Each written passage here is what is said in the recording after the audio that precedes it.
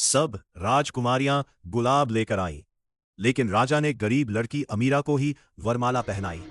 जहां झूठ ने फूल उगाए, वहां सच्चाई खाली हाथ होकर भी जीत गई। बहुत समय पहले की बात है। आर्यावर्त की धरती पर एक भव्य राज्य बसा था, सुवर्णपुर। उस राज्य का राजा था राजा गुरजाप सिंह। राजा गुरजाप सिंह न केवल शक्तिशाली था, बल्कि उसका व्यक्तित्व इतना आकर्षक और स्वर इतना मनमोहक था कि जो एक बार उसे देख या सुन ले, वह मन ही मन उसका हो जाए। राज्य की लगभग हर युवती उसे अपने दिल में चाहती थी। गरीब लड़की अमीरा उसी राज्य के एक छोटे से गांव में रहती थी। एक सादी, सरल और ईमानदार लड़की अमीरा। वह गरीब थी, लेकिन उसके दिल में सच्चाई और प्रेम की अमीरी थी। अमीरा भी राजा गुरजाप सिंह से प्रेम करती थी, बिना किसी स्वार्थ, बिना किसी लालच के। जब उसने यह बात अपनी मां से कही, तो मां ने उसे समझाया, बेटी, राजा गुरजाप सिंह राजमहल की राजकुमारी से ही विवाह करेगा। हम जैसे लोगों के सपने महलों तक नहीं पहुंचते। लेकिन अमीरा का प्रेम डर से बड़ा था।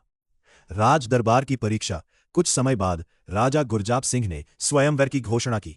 उसने कहा, मैं उस स्त्री से विवाह करूंगा जो सबसे सच्ची और ईमानदार होगी। हर युवती को एक एक गुलाब का बीज दिया गया।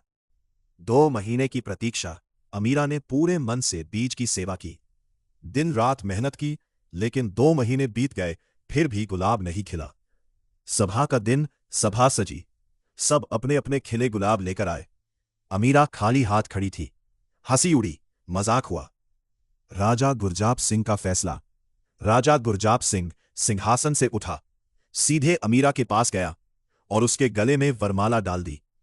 फिर उसने कहा, मैंने दिए गए सभी बीज पहले ही उबाल दिए थे, इनसे फूल आ ही नहीं सकते थे। अमीरा सच्ची है, इसने झूठ नहीं बोला, धोखा नहीं दिया। अमीरा बनी महारानी उस दिन। अमीरा राजा गुरजाप सिंह की पत्नी और सुवर्णपुर की महारानी बनी। उसकी सादगी ही उसका आभूषण थी और सच्चाई उसका मुकुट। कहानी की सीख, ईमानदारी और सच्चाई कभी नहीं हारती। जो झूठ से खिलता है वो जल्दी मुरझा जाता है, और जो सच्चाई से जीता है वही सच्चा गुलाब बनता है। सीख, सच्चाई और ईमानदारी कभी नहीं हारती।